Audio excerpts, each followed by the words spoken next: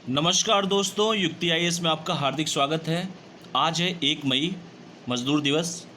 और आज आपका जो आप लोग को जो डीएनए दिया गया था उसके एनालिसिस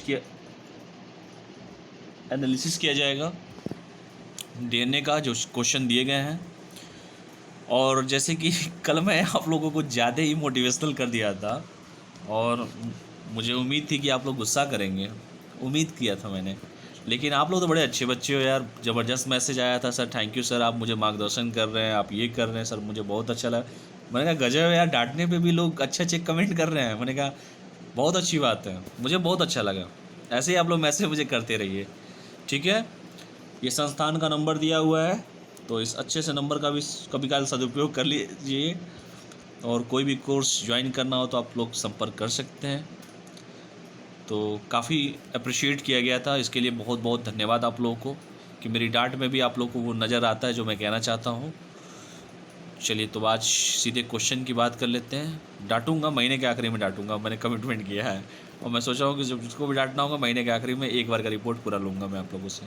हाँ, बहुत सारे ऐसे बच्चे हैं जिन्होंने मुझे पर्सनली मैसेज किया था कि सर मुझे बहुत सारे प्रॉब्लम्स हैं, ये प्रॉब्लम है, वो प्रॉब्लम है, या बहुत सारे मैसेज मेरे पास सबका तो मैं नहीं देख पाता हूँ। लेकिन हाँ, जिनको अभी तक मैंने फ़ोन नहीं किया है, मैसेज नहीं किया है, मैं कमिटमेंट करता हूँ आप लोगों को फ़ोन भी करूँगा, मैसेज भी करूँगा, आप लोग हर हर समस्या का समाधान भी करूँगा, ठीक है। तो जब जिम्मेदारी लिया हूँ तो ज़रूर करूँगा, ज़रूर। तो जिसके पास अभी फ़ोन नहीं गया है, कभी भी फ़ोन आ सकता है, तो आप लोग इन सब चीज़ों का ध्यान दीजिए। चलिए, आज हम पहले क्वेश्चन पे बात करते हैं।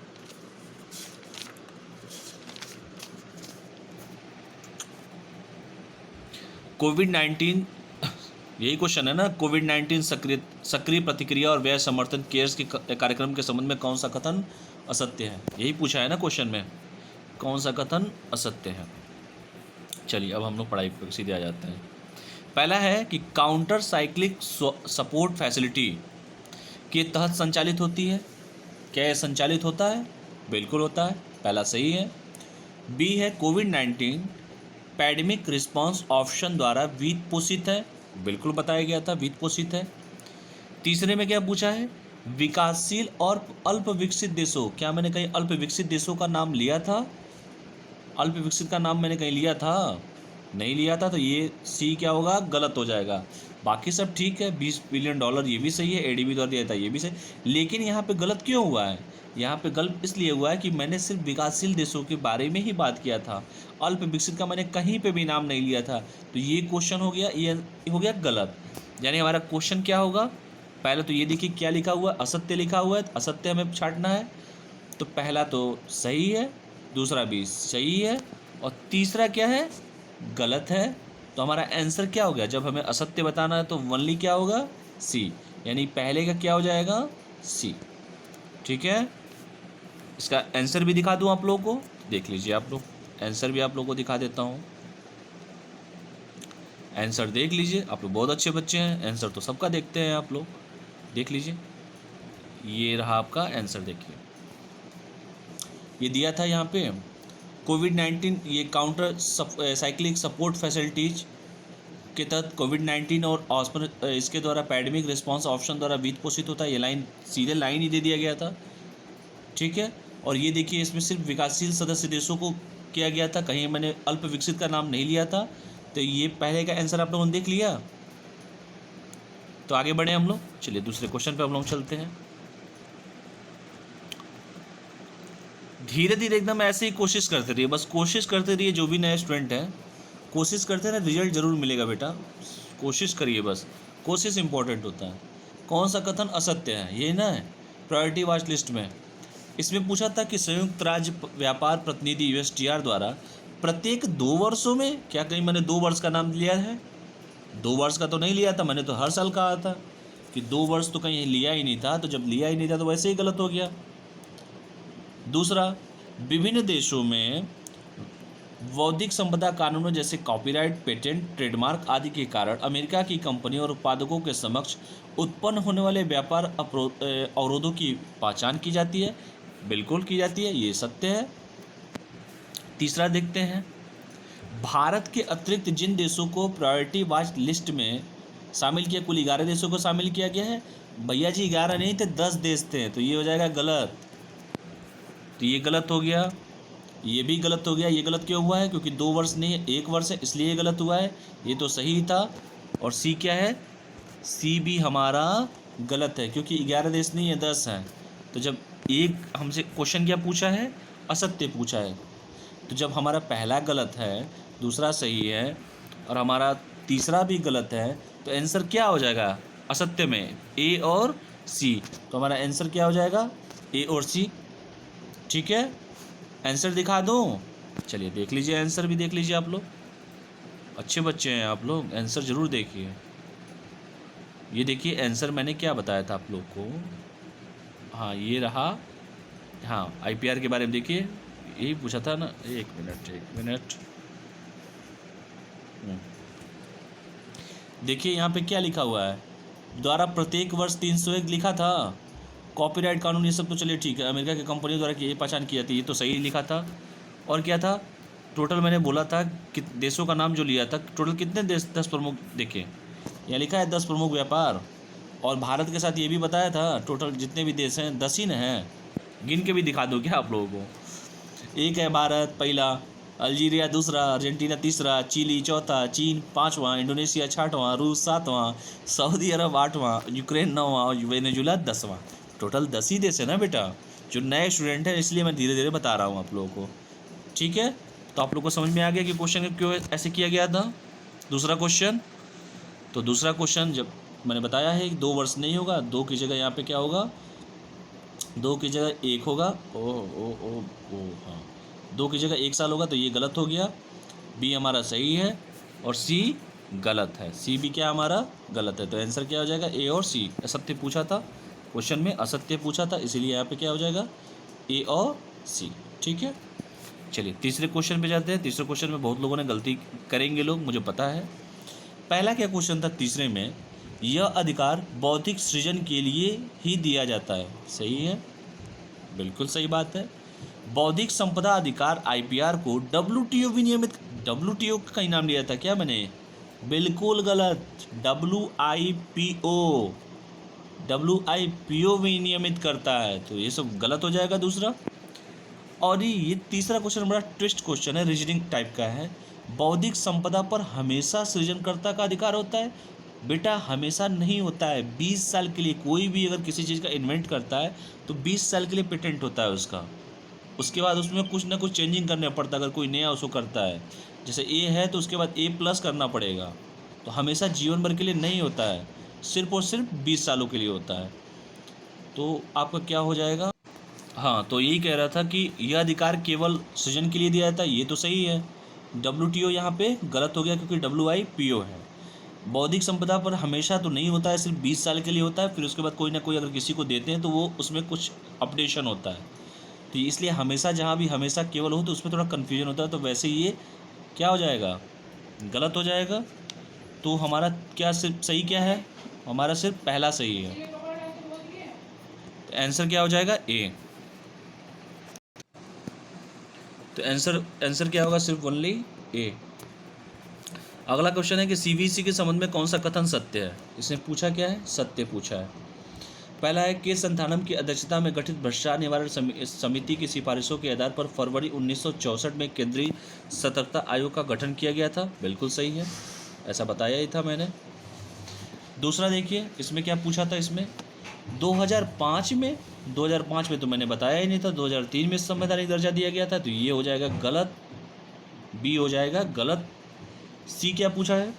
केंद्रीय सतर्कता आयोग केंद्र और राज्य सरकार। अरे राज्य का बात तो कहीं किया ही नहीं मैंने, वल्ली केंद्र को परामर्श मैंने बताया, तो ये हो जाएगा गलत। तो आंसर क्या हो जाएगा? आंसर क्या होगा? आंसर होगा वनली